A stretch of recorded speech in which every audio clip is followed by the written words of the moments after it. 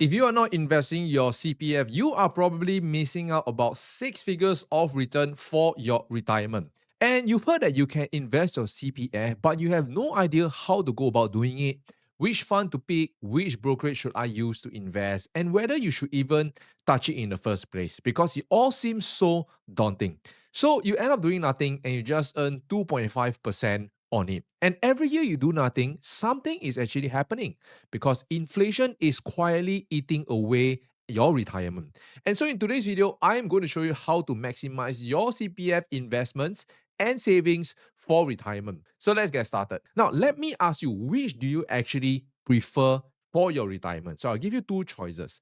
The first choice is this. By the end of your retirement, you will be left with $55,000. And this is assuming you earning about 2.5% on 30K of your CPF savings. Okay, so the left side at A is 55,000. And on the right side is the same 30,000, but instead of earning 2.5%, you are earning at a higher rate of 8%. So where do I get this 8%? It is a lower reference of the S&P historical returns over the past 20 to 30 years. And by the end of it, you will be at 205K, roughly about 4 times more. So ask yourself, which one do you prefer?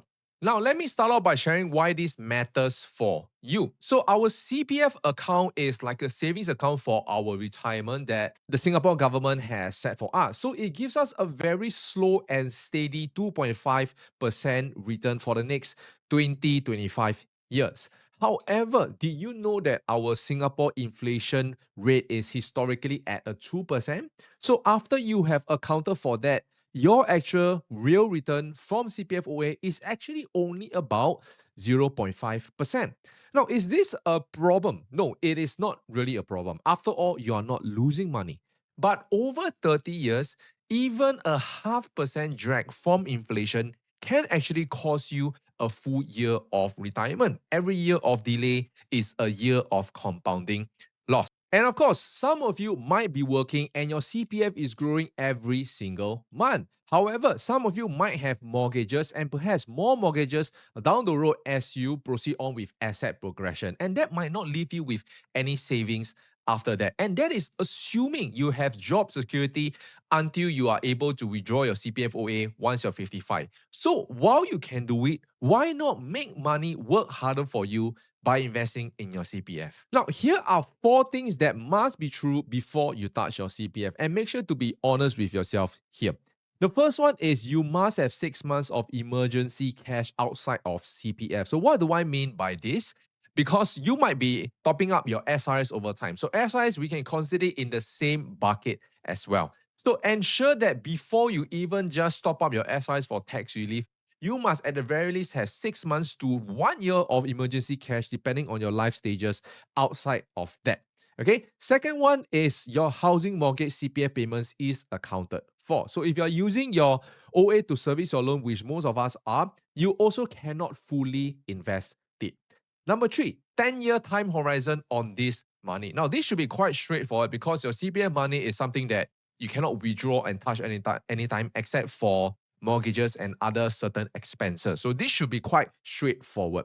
And number four is whether you are able to stomach for a 30% drawdown without panic selling, because your CPF OA, when you're using your CPF to invest, it's not really for short-term swing trading. It's a lot more for long-term investments. Now, here is the rule that decides everything when you invest your CPF. It is this thing called the 2.5% hurdle rate. So CPF OA pays us 2.5% guaranteed. So this is risk-free, government-backed, and is predictable. So anything that you invest with CPF must beat this 2.5% after fees. If not, there's no point for you to invest. So that is the bar.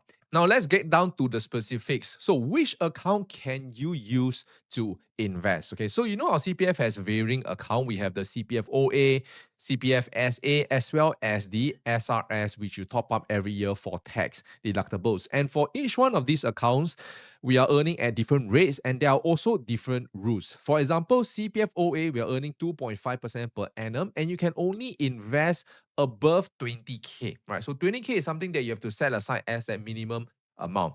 As a special account, you're earning at 4%. For those of you who are above 55, this special account might have already changed to retirement account. But this is a guaranteed rate that you will get. So the difference between OA and SA is that the OA, there is more variety for the things that you can invest in. For example, ETFs, Singapore stocks, US stocks, and unit trust. Whereas for CPF SA is only approved unit trust only. Now for SRS is also almost gives you the entire investment universe.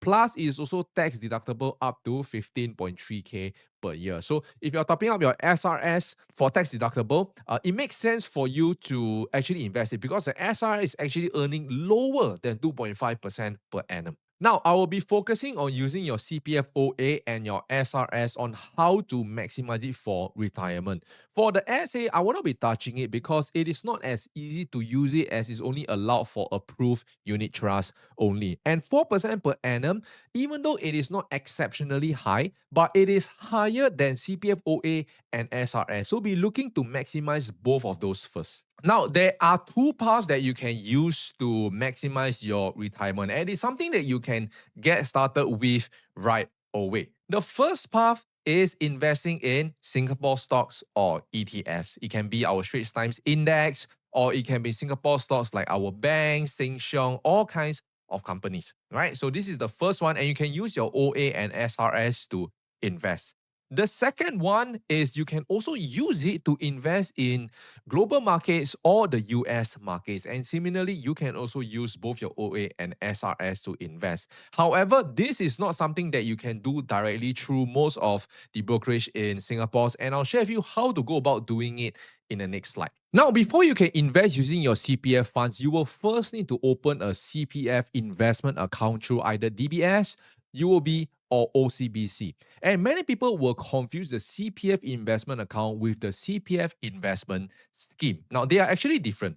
The CPF investment scheme is what allows you to invest your CPF savings in different investment products such as stocks, ETF, bonds, so on and so forth. Whereas the CPF investment account is the vehicle you will need to open with either one of the three banks in order to start investing with CPF. So for the first part, you can actually just buy any Singapore main board stock or ETF like the STI ETF as long as they are not on the CPF exclusion list. So all the common names that we know of, DBS, OCBC, UOB, Sheng Siong, all of it are open that you can just use your CPF to invest. There's also one important guardrail, which is the stocks plus gold cannot exceed 35% of your investable ordinary account. So CPF has really built in the limit in for you. But of course, for every investment, especially into individual companies, you will have to research and build confidence on them. And this is the second path that you can take. And this is where it gets interesting because you can actually invest in US or global equities. And now most Singaporeans actually don't realize this. There are a few funds that you can look at. The first one is Amudi Prime USA, which has a 0.05 expense ratio. So this is the fees. Now, they are basically the S&P 500 equivalent. And the other one is the Amudi Index MSCI World, which is a little bit more expensive in terms of the fee, 0.1. However, this gives you even more global diversification on top of the US in 23 countries. And another one is the S27, which is the S&P 500 as well. However, this is listed in SGX. So you can actually buy it from any of the Singapore brokerages that allows you to invest your CPF, for example, like Poems, DBS Vickers, Tiger Brokers, so on and so forth. However, Amudi Prime, USA, and Amudi Index MSCI World, they are funds or unit trusts. They are not ETFs. Okay, so they are only available through either endowers or poems, which then brings us to the platform question. Which is better, right? So both platforms, endowers and poems, allows you to buy Amudi unit trust, but they just have different fees, right? Number one. And number two is the fees are different. So for endowers, you can see that they have a very clean, user-friendly dashboard where you can actually consolidate both your OA and SRS in one place. However, take note that they have a 0.3% per annum platform fee. However, they do rebate the trader fees back to you. And on the other hand, you have Poems. So Poems is something new that just allowed investors to buy Amudi Prime, and it actually started sometime early last year. It is a much more steeper learning curve because the UI is generally a little bit more messy and not as seamless and easy to see as endowers. But with that, there is no platform fees. Now, this will make a difference over the very, very long run because imagine as your portfolio grows and you're getting charged 0.3% every single year. So this money, these fees will actually compound over time. So which platform should you pick? Now, it depends on you, really. If you're the kind that values something that is fast free and you don't mind paying a little bit of fees, endowers will be the way to go. Or if you are the kind that don't mind exploring some new platforms, trying out and figuring things out while saving some fees because you know long term these will actually compound, then poems is the way to go. Either one really works. It depends on which one you like the most. Now that you know the two paths that you can take, there are also three mistakes that you should be very, very careful of. The first one is buying whatever looks good. Now, there are several options apart from what I shared earlier that you can invest in. Very important, you do want to look at their track record and their historical performance, as well as the fees involved before you invest in them. Because many things might look good on paper, but it is how they have performed over time that tells you a much better story.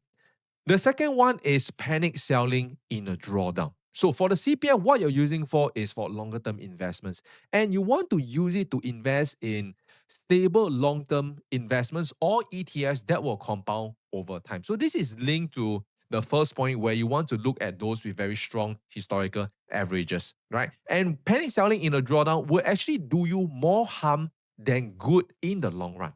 And the last but not least is treating CPF like a trading account, right? So it's not a place for you to do fast in, fast out trades, right? Because number one, the administration in terms of going to and fro CPF is also hassle. So you want to see it more as a long-term account, building it for your retirement. And for those of you who want to further maximize your CPF savings and make it go the distance, go 5 times, 10 times more, there is one thing that you should do, which is dollar cost average. So dollar cost average is a strategy by itself where you invest a fixed amount of money at regular intervals, be it weekly or monthly, regardless of where the asset price is, whether it is at all-time high, whether it is moving sideways, or whether it is going down. This will actually remove the pressure of timing the market and it will help to smooth out the impact of market volatility in the long run. So look at that difference, right? This is if you just invested a lump sum at the start, which is $30,000 at an 8% interest rate for 25 years. At the end of it, it would have grown to 200K, which is pretty decent. Now, however, if you do a consistent DCA strategy of putting in $500 every month to buy the asset, regardless of where it is. So $500 per month would be $6,000 a year. And in the same 25 years, at the end of it, you realize that your portfolio will 3 times as compared to you just investing that lump sum at the start. So this is a very simple strategy that you can set up through the brokerages, either endowers, poems, and this will also ensure that you do not have to monitor on your own every single month while being stressed about timing the market. I hope that this has been helpful for you in learning how to maximize your CPF savings for retirement. So if you do enjoy this video, be sure to like and subscribe and share with a friend whom you think might benefit from this. And I'll see you in the next one.